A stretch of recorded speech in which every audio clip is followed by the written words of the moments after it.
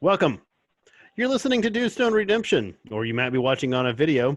It's a podcast, or sometimes video cast, that features three idiots that get together and they watch films, and one idiot gets to pick the film that the other two idiots has to watch, and then we do it all in a circle. Does that work? And we don't usually allow guests unless you're Issa Rae. If you're Issa Rae, you can come be on our show. But if not, we don't really care for you. We don't like you to be on here. Not on this main show. Now, we do have guests on some of the small screen or maybe specials and stuff on occasion. But other than that, so here we are, Dewstone Redemption, three idiots getting together, making each other watching the films that we picked, and basically talking trash or not on them. So, and we're going to start it off. Othie's going to tell us what three films we picked to critique this month. Alphabetical order. Oh. Duh, Five Bloods. Duh, Five Bloods, D.A. King of Staten Island. What was the first one? I already said it. I said Lovebirds. Lovebirds. I saw the one come up, but I didn't hear what you said. Duh, Five Bloods. King of Staten Island. There we go. There we go. That was them. Which film, Eric, which film should we start with? I think we start with King of Staten Island. Great choice. I'm going to call it, I'll start it. It was my choice. We all wanted to see this movie, so my choice just means I said it first. It stars Pete Davidson, Marissa Tomei, Burr, which I told you my Bill Burr story a million times, right? Yep. Mm-hmm. Okay. Steve Buscemi and Maud Apatow, directed by Judd Apatow. I wrote down that I didn't think this movie big time adolescence too. I feel like it was a continuation of the movie we watched last month. That's my take on it. The one thing that I'm going to say is that I don't feel like what is billed on the advertisement is the movie that I saw. Nope. I really thought this movie was going to be about him trying to taking his father's footsteps and become a fireman. It's not really that, right? Well, no, and I don't think you can just do that. You know, right. They point that out in the film when he goes, "Am I going to be a firefighter now?" And they're like, "No, idiot. You have to go to school and do all kinds of stuff, and we still wouldn't hire you." Yeah, so I mean, I thought I was going to get something different, so that disappointed me a little bit in that it was just the story of the lovable loser again. I thought he had an interesting story, though. I thought the piece about him being a tattoo artist, I loved his friends that, they supported his dream of being a tattoo artist until they realized, you're not going to be a tattoo artist. Yeah. And the Obama tattoo made me laugh. And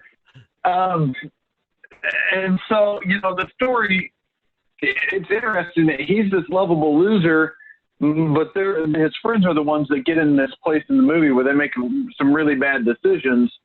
And because he's getting to a place where he's not making those same bad decisions anymore, he gets away from the situation.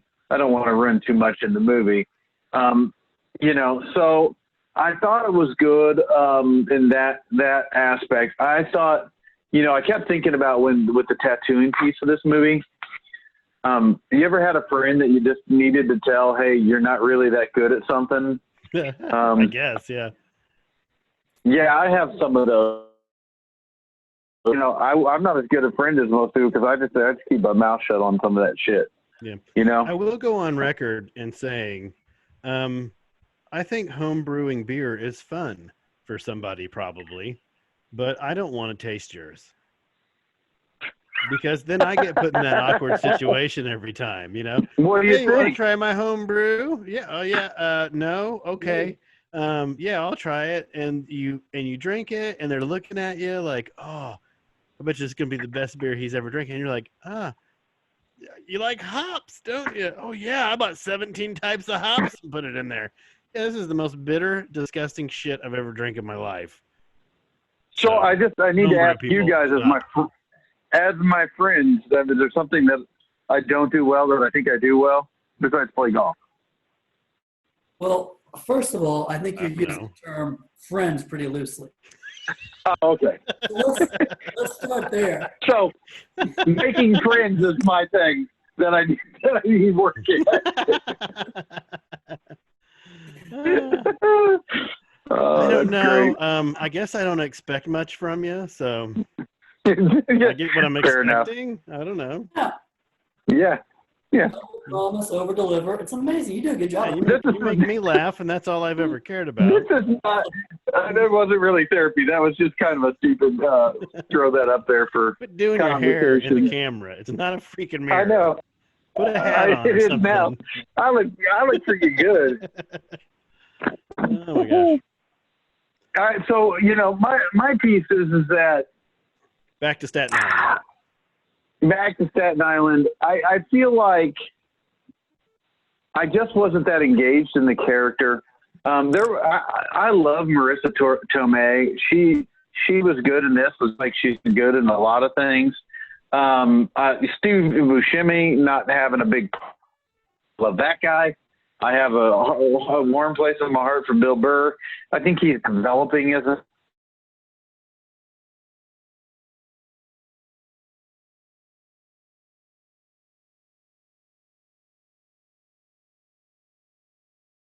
I'm not going to recommend it to anybody and say go out and watch it. I'll give you my rating at the end. So, well, in this day, these specific times, I would tell people to watch it because there's not much out there to watch. I thought it was it was kind of a typical Judd Apatow film. Well, I would say like new typical. Right. So like the last 5 or 6 films that he's made have not been like slap your knee funny. You know what I mean? Okay. He kind of marries the comedy with a little more poignant, and he ends up making very long films. So I don't know if I would even describe this as a comedy or maybe like a dramedy. And then they dive into the drama of the character, but they don't really get that deep into the trauma and stuff that he's faced, or he's not really. He seems lovable through the whole thing, where he's really just kind of screwed up. But because he's absolutely, and we think he's lovable, and a lot of this was based kind of semi-autobiographical on Pete Davidson's life. He did lose his father in 9/11. In 9/11, right. I think he's he's grown up in Staten Island.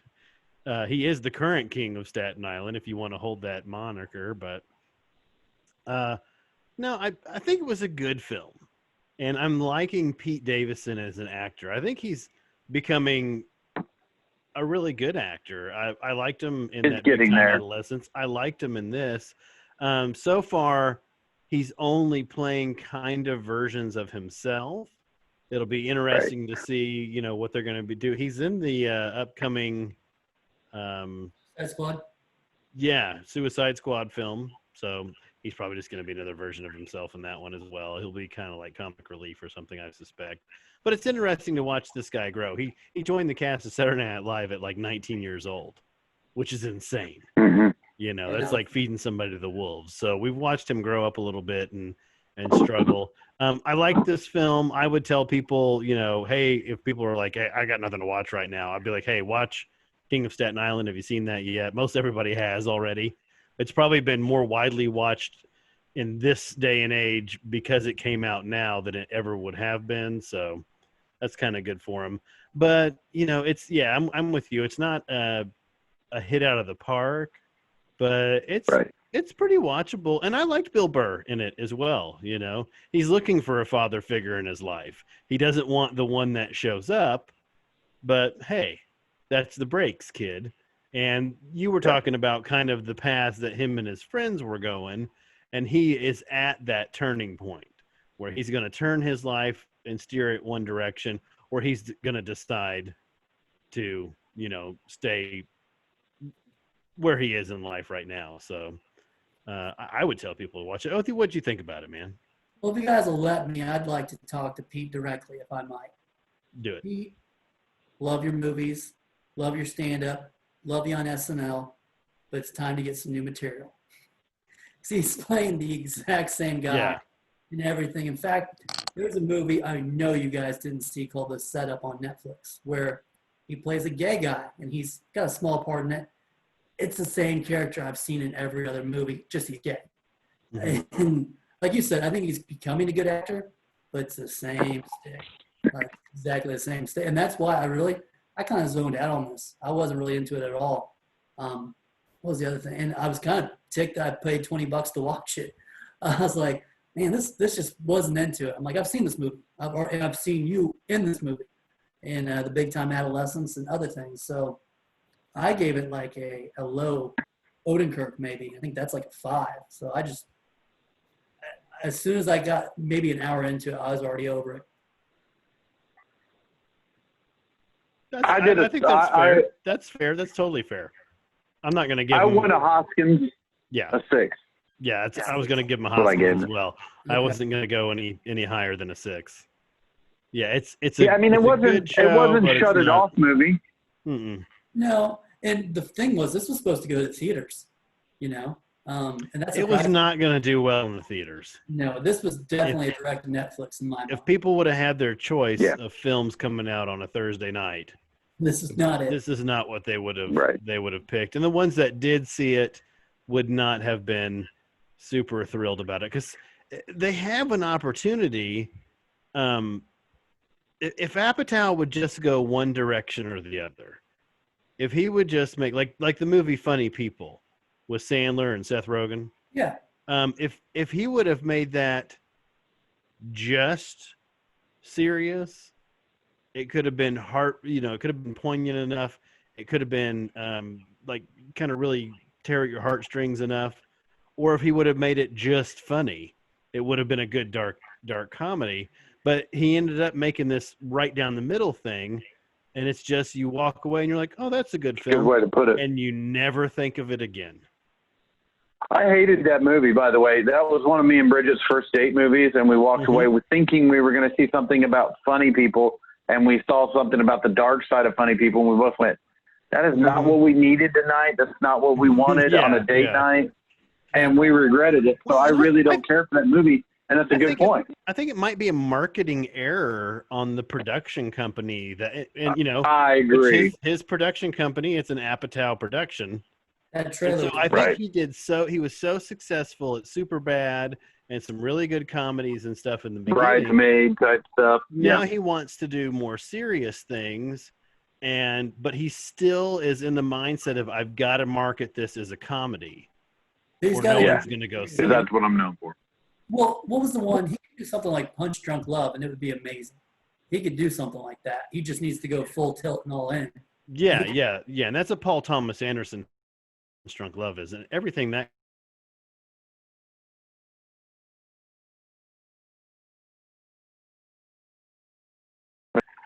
Oh, that movie's awesome. No. That movie is good. You're insane, dude. That movie's awesome. No. It builds tension. He also made There Will Be Blood.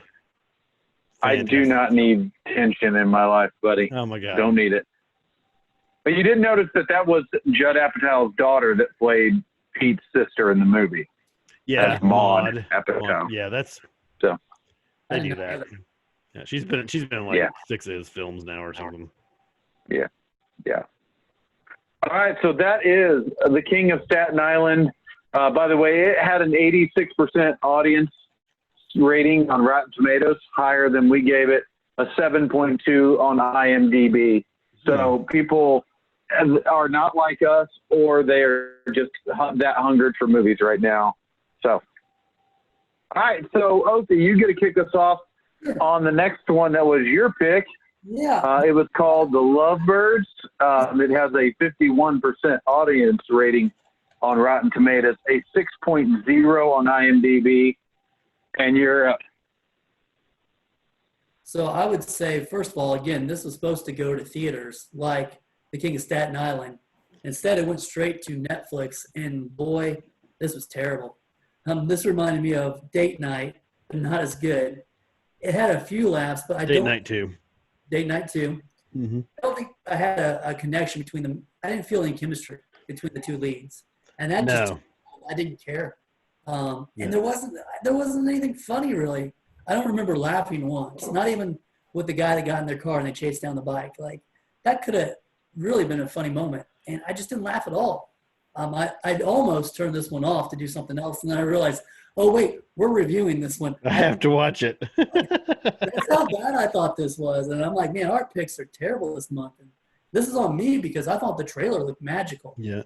But It stars Issa Rae and Othie. What's his name? The main actor guy.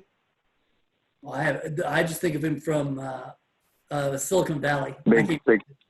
I'm just trying to get you to try to say his name. I don't know. What is his name? Kumail Nanjiani. Nanjiani. Yeah, he was very good. And what was the one about his life story? Yes. Big Sick. The Big Sick. Yeah. Big Sick. I think he's a good actor, and I think I kept wanting to say Super Sick. He couldn't bounce any jokes off of her. Like there was no good timing between the two of them, and that totally took me out of it. So this is how bad this movie was. 3 weeks after I watched it, because I watched it first, I kept thinking, what was my pick? That's how forgettable this movie was. I know. Just so forgettable. But Yeah. Easy, what'd you think? I kind of not agreeing with you. It was the best of the three that we watched. I thought. I did find some. There were some funny parts that I laughed out loud to. Like, I mean, when they're in the lift and they're singing "Firework," the Katy Perry song. He's like, "I'm not going to sing it. I'm not going to sing it." I laughed out loud at that. I don't know why. When they were at the orgy and they're all pronouncing stuff and he where's the beef? I laughed out loud. It was that stupid. I really like him. He's on Kumail is on Doug Loves Movies a lot, and so I really like his humor. So I enjoyed that piece of it. Where this movie did really, there were some questionable things like the big crime that they're willing to pour grease on somebody's face or get them kicked by a horse, and shot and killed over was an orgy. I mean, what is this 1982? And that, I mean, I thought that was a little weak, but in all, I mean, there's not a lot out there. I enjoyed this. I laughed out loud a couple of times. I watched the whole thing. I liked him. I liked her. I like Paul Sparks. Everything I've seen him in, Boardwalk Empire, House of Cards. Mm-hmm. He's really good, and I like him as a bad guy. So he is the next Sam Rockwell. Yes, agreed. We're going to see him play bit characters in all kinds of films and stuff like that. And then he's finally just going to get cast. Like he was good in that second season of Castle Rock. Yes. Yeah. He's finally going to get cast in something that they're going to give him the green light for an Oscar-worthy movie, and bam, he's going to take that Oscar home. I agree, because he's a good actor. Here first. DoomstoneRedemption.com, damn it. So what you're saying is that this movie is getting nominated for Best Picture? You know, I am super excited to see what they come out with for the Oscars next year anyway. That's going to be interesting. It's going to be what they're going to do. Backloaded for sure. They're going to drop a crap ton of films in the theater. Yeah. Yep. I'm going to have to do a call in and just go see movies at the 24 screens all day, but don't tell my boss. I hope your boss doesn't hear this. Nah, he's an idiot. He wouldn't watch this show. No. No. So what would you give it as an overall score? Well, let's hold off. Let's do it all at the same time, and you tell us what you thought of the movie. I do have it written down, so I would never change. Okay. Well, I'm going to be kind of like the middle of the road guy here. I thought it was funny. There was a lot of funny scenes in it. It wasn't riotous, you know what I mean? It wasn't like laugh out loud the whole time funny, but there was some a few good scenes. Everything that was funny in it was him. You know, was Kumail. So Issa Rae, I've seen her in a couple other things. Beautiful lady, but I just feel like maybe the chemistry, like you're saying, the chemistry just was not there between them. Mm-mm. Like I agree. I'd like to kind of know what was going on the set of this film. Were they call and cut, and then those two were walking completely different directions, or if they had a good time together or something like that, because it didn't feel like they had a good time together. Or was his wife there watching the filming the whole time and he just felt awkward trying to be in love with this other gal or something? I don't know how that stuff works, but yeah, it was a funny film, even though they didn't have a lot of chemistry. And I could have thought of a few people to cast in that role that would have been maybe a little bit better, that given him a little bit more to bounce, like you're saying, to bounce things off of. So better or worse than Date Night? Oh, I mean, way worse than Date Way Night. worse. It doesn't even have Marky Mark. I hated Date Night. It doesn't have Marky. I hated what? Date Night. What? I shut it off. Date Night is Oh, hilarious. that was a great movie. That's funny. It's funny stuff. It's funny stuff. We're looking for Sam. Sam, I am. All right, so I gave this movie a 6 also. I went with the Hoskins. It was nothing to write home about, but it was serviceable. It was a watchable movie. Yeah. Odenkirk is a 5. It was a movie. We're out of movies. Watch a movie. There's a movie. Yeah. Yeah, I would be with you. Better call Odenkirk as well. Yeah. It's a 5er in my book. It's a good Netflix. Okay. Mm-hmm. So our last movie to review is The Five Bloods. It has an interesting rating on audience on Rotten Tomatoes is 53%. IMDb is a 6.6. And Russell, this is yours. All right. Well, Spike Lee developed a signature film style when he made School Days, and to me, his best film that he's ever done, Do the Right Thing. He's got a great opening scene on that. I mean, just so he's kind of, I would say, in the 90s. Let me just make sure those are all from the 90s. I'm pretty sure they are. Yeah. So that was 89. Do the Right Thing was 89. School Days was 88. So late 80s, early 90s with Malcolm X and stuff. He made some really good films then. And pretty much everything, and I know people are going to bring up Black Klansman, just let me get to it. But pretty much everything that he's done since then has been really good concept-wise. But I just feel like maybe he's lacking execution. I know he does that one signature shot where they're always like moving. They're moving towards the camera and the rest of the stuff is not. And that's a cool, fun thing that he likes to put in all of his films. But I feel like even with Black Klansman, that had a great concept. But was it a great film? I feel like he's a famous director who just doesn't direct very well, if that makes sense. Like The Five Bloods, the concept of this film is fantastic. It's five guys that were brothers in Vietnam. They fought, and one of them died together. Their leader, spiritual leader as well. And so they go back. They try to find this treasure that they had lost. And there's a lot of ethical issues that come back up. There's a lot of issues of, even one of the guys is racist, very racist towards the Vietnamese people the whole time. He's got a big chip on his shoulder and stuff. He's never quite forgiven them. And so they introduced to balance him out. They've got this character of his son who was very well acted. I'm going to have to look up and see who that guy was, because he's going to be in a lot of stuff, and he was really good. Is it Jonathan Majors? Yes, Jonathan Majors. You're going to start seeing him in a lot of stuff. He's a fantastic actor. But what I really felt like is that this film was just so poorly made. Their decision to not cast younger versions of the old guys in the film to be the younger versions of themselves was really strange. I do have a theory on that, right? I got some info on that, by the way. Okay, do that. What is your info? And let's see if it matches my theory. So I listened to another podcast about this because I wanted to see a different perspective, and it was these people who liked it.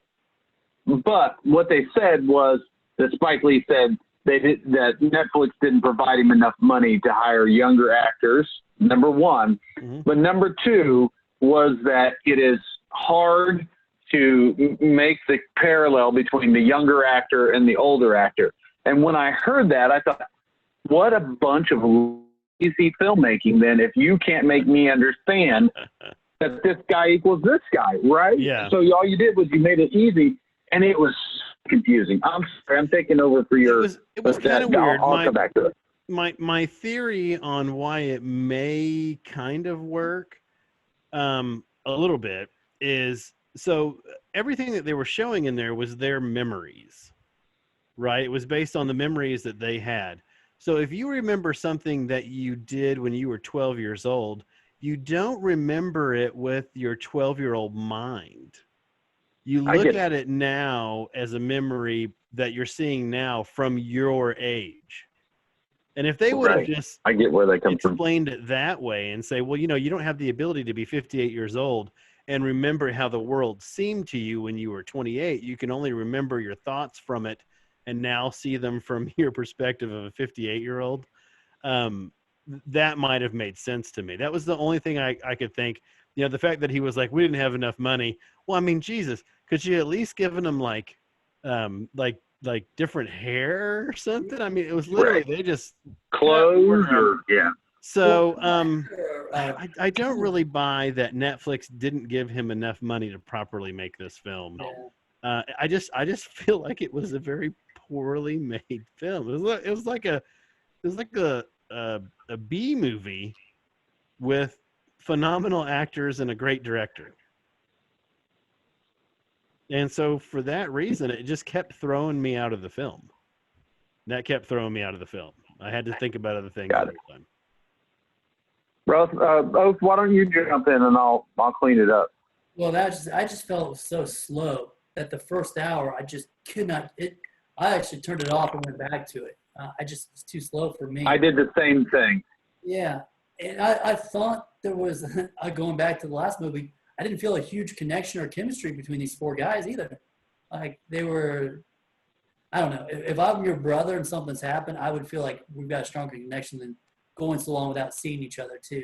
When you get back together, you'd have that, but I don't know. And the de-aging thing, like you guys said, really threw me. I thought, well, maybe they're doing it because they want to go a different route. But I didn't realize it's because they ran out of money. I don't know.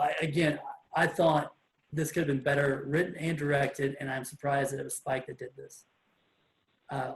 This was my least favorite of all of our three, and I already panned the other two. So good month. Good month. Yeah, I've got to say that this was my least favorite of them as well. It had so much potential. Well, I didn't feel so this big connection to the leader, Chadwick. What's his name? Chadwick Boseman. And I never got that why he was such a strong leader that they had to go back for him. And then when they were so upset at the end, maybe he wasn't in it enough. Maybe he should have been in it a little bit more in the flashbacks. But I don't know. It'd be interesting to see what made the cutting room floor that didn't make it into the movie. It might be a completely different movie too. Yeah. I don't know. Not a fan. All right. So for me, I remember when we talked about this movie last month that Russell had said this was a Spike Lee movie, but when I started to watch it, I had completely forgot that piece. So I'm watching this and I didn't get the feel of Spike Lee at the beginning of this movie. Mm-hmm. Like you're saying, the way he starts movies, I didn't understand what was going on. It's like I felt like he was so pushing this activism piece that he's cutting to it in different scenes in the movie, and it just didn't make sense. It didn't fit the story that I believe was being told. Had great potential of being either a good gold heist movie, a good father and son relationship movie, a post-lifestyle of a soldier movie, but it's like he tried to go all those routes and then throw in the activism in the middle of it. So when I walked away from too much. Yeah, it was too much. And when I walked away from it, after I watched about an hour and 15 minutes, I walked away, and then I came back and read that it was Spike Lee, and I went, oh shit, that's why the activism piece is in there. I feel like he thinks he can't just go make a movie. So, I mean, and it was poorly done, in my opinion, in that, you know, remember when the guy walks into the mine and blows his legs off? Yeah. Spoiler alert. He's like backing up, and the whole time I'm like, come on, man, he's going to step on a fucking mine. You know what I mean? I mean, it was so cheesy done. I was like, for real? Then you get to the place where Delroy Lindo is the actor's name. He breaks the fourth wall. He starts talking to the camera, and I'm like, man, this is a ripoff of Apocalypse Now, you know, trying to get deep into this thing. And this is completely a ripoff. Well, that's one of the Spike Lee signatures too, is that he breaks the fourth wall at some point. Yeah. Yeah. Here's what I kept thinking of. You know, in college, my major was public speaking. Shocking, right? But there were times when you would be in a speech class and they would assign you a speech. So it's like you would hear somebody get up and they're supposed to do a speech on human cloning, but they really want to talk about legalizing weed. So the whole time they are trying to pair the two together, because this is really where they want to go. That's what I felt like Spike Lee was doing in this movie. And I think that, okay, I'm gonna be a little bit, you know me, I'm gonna run my mouth a little bit and get myself in trouble, but I feel like he was pushing a black agenda into a movie that I don't think that the Vietnam War was a black soldiers being forced into doing the fighting for the white people. And I don't know why he was trying to force that into that box. Does that make sense? Yeah.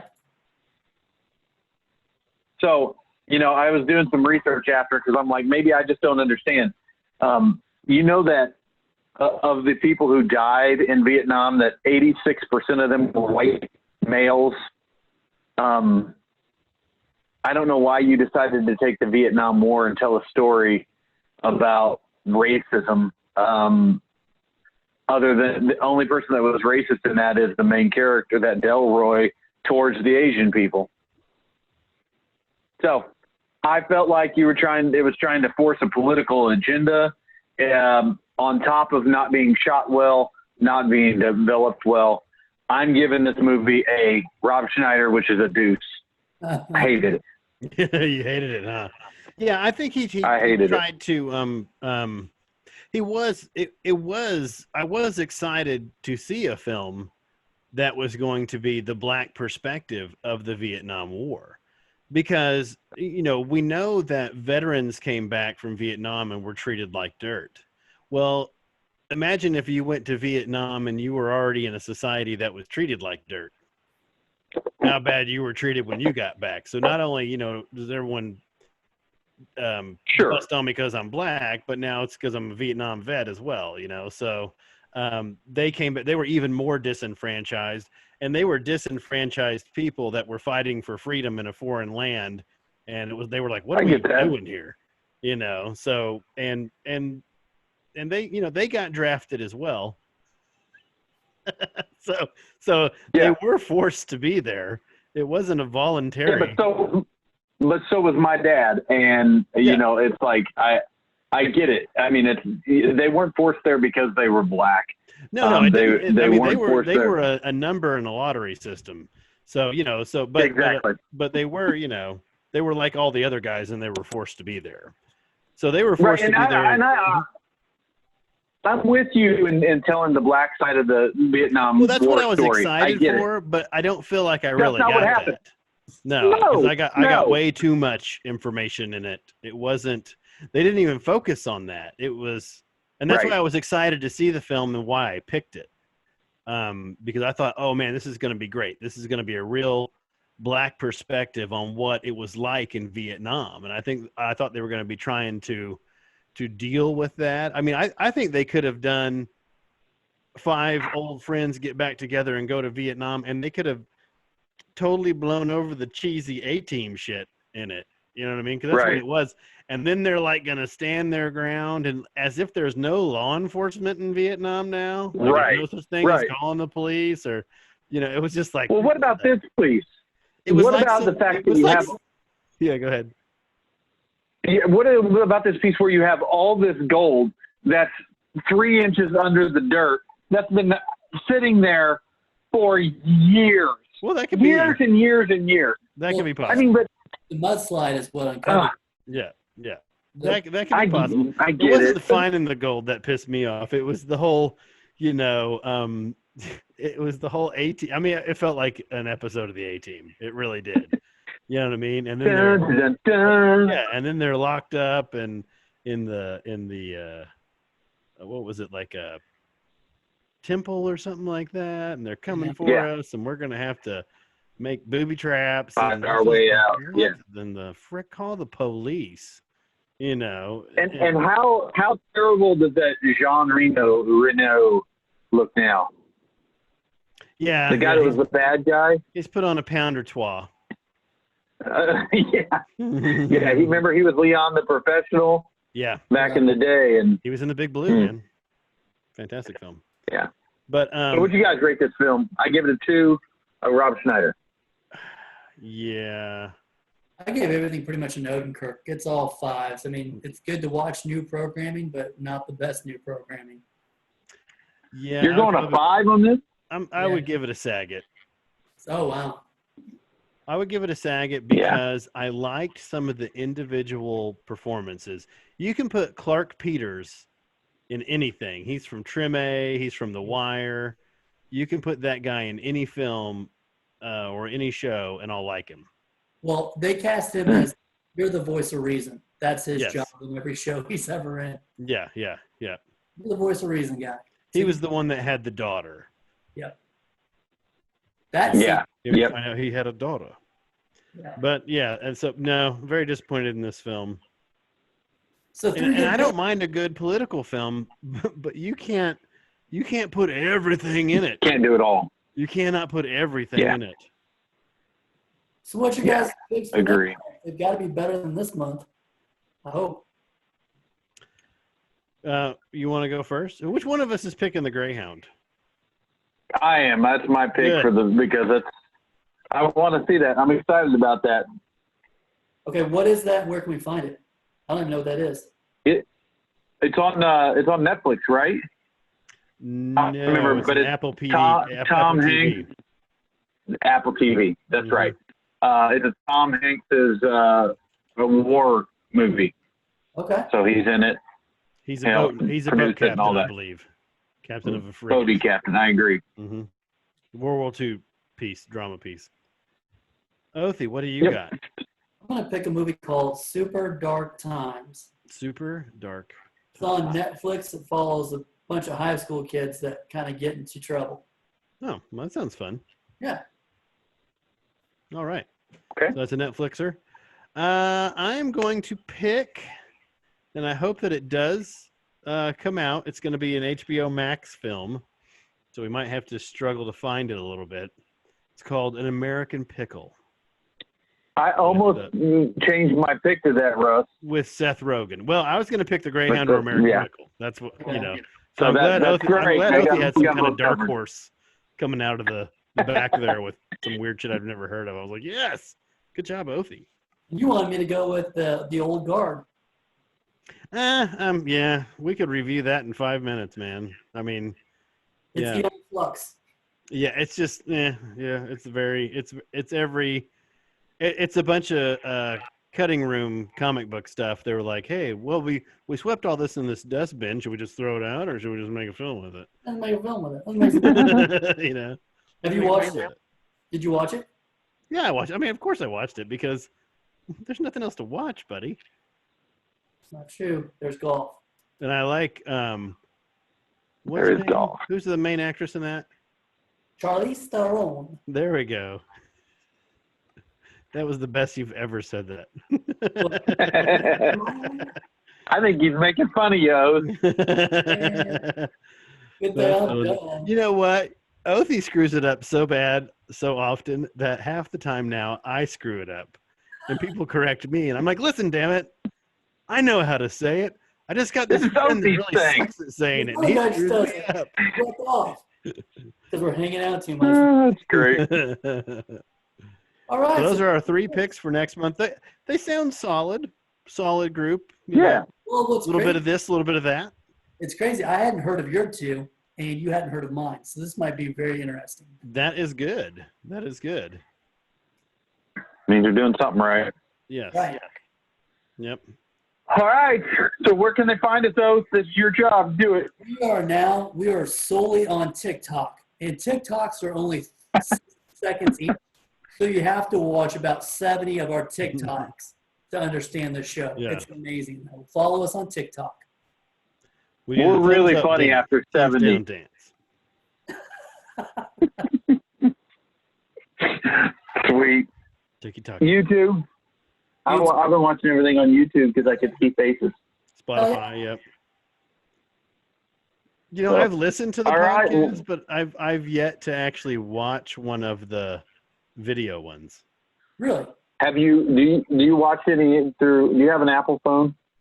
No, I have Motorola. Okay.